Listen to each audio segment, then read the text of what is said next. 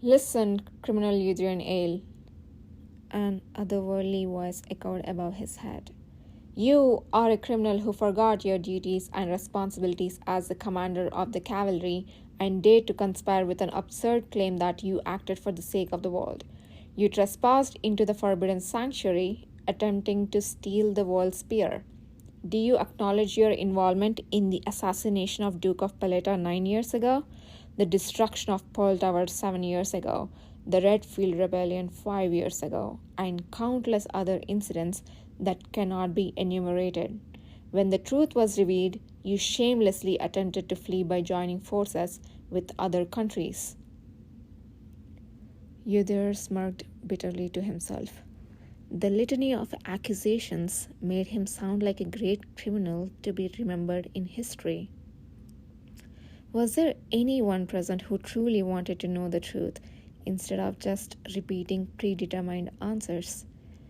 What they wanted to believe was not the unsettling reality that the world might be on the brink of collapse, but rather that everything would be resolved if they killed the humble, commoner-born, half-baked Omega who dared to conspire against them.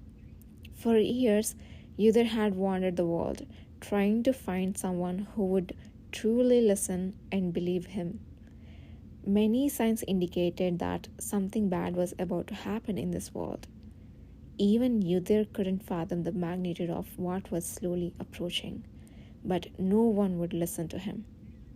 Uther, with his eccentric and sharp personality, had no family or connections and kept drifting from place to place.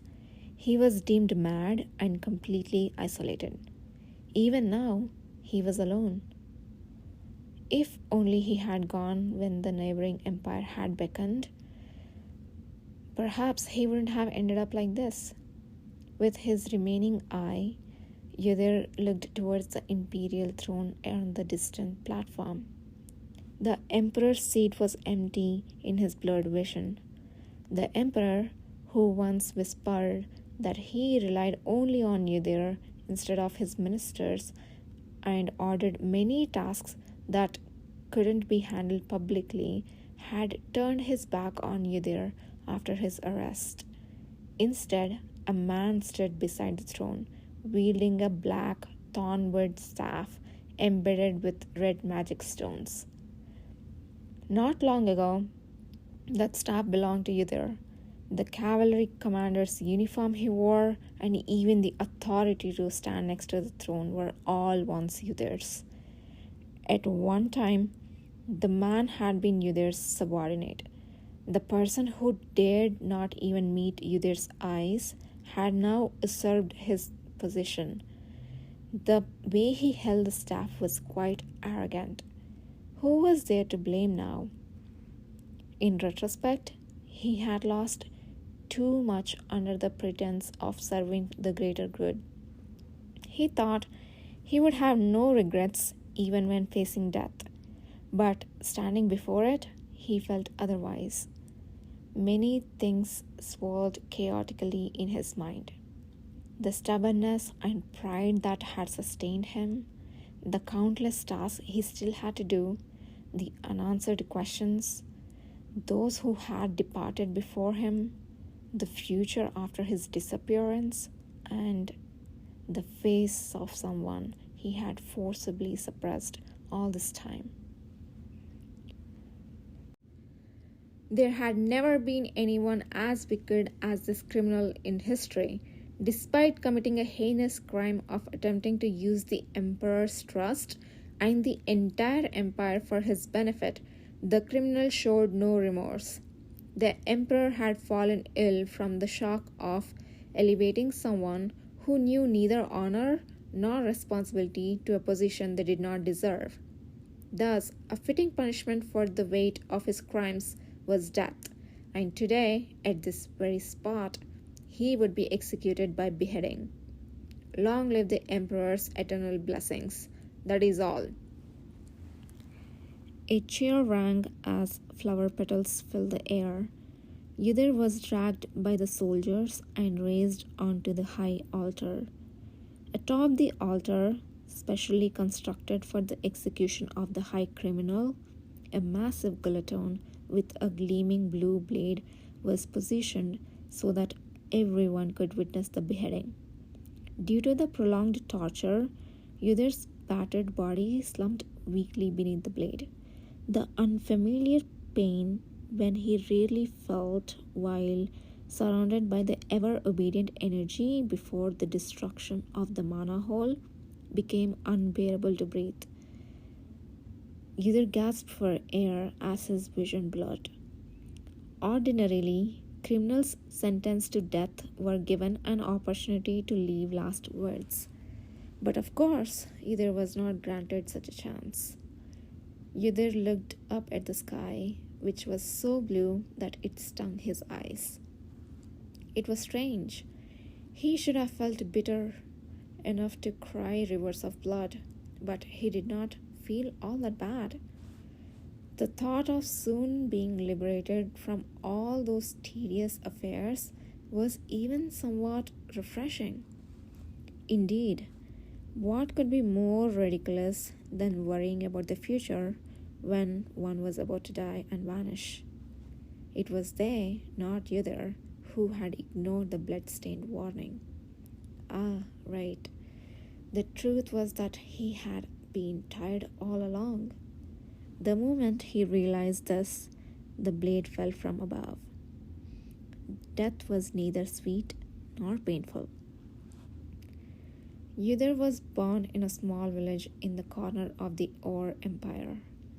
Raised under the care of his great-grandfather after losing both parents, Yudhir was left alone when his great-grandfather passed away when he was 13.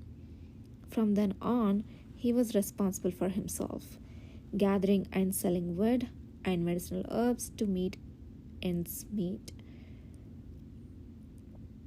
A change occurred in his life when he turned 18, after a massive red stone fell from the sky, astonishing the entire world. Fortunately, the stone had landed in the middle of the mountain range in the central part of the YAOI Empire, where no one lived. In an instant, it turned the world upside down and filled it with a strange energy. From that day on, some ordinary people began to awaken to strange powers. A child who had never held a sword could cleave rocks with a single branch, and an ordinary village maiden could kill an entire group of monsters attacking the village with a flick of her finger. At the core of all these powers was the strange energy that filled the world when the red stone fell. Unable to understand the situation, people believed that the energy that filled the world was a type of mana. Mana had existed in the world before, but back then, only a very small number of talented individuals could feel and use it after a very long period of training. The difference now was that this mana was available to many more people. There had been few in history, such as mages who had studied for decades in the tower, or knights who could wield swords chi after arduous training, who belonged to that tiny minority. However, those who had newly awakened their power did not have to exert any effort to use their abilities regardless of age or gender. As they had been able to use their hands and feet from the birth, so were their powers. People were greatly shocked by the fact that merely awakening their powers enabled them to wield formidable strength from the outset. As a result, the world structure, which had remained unchanged for over 1,000 years, began to shift.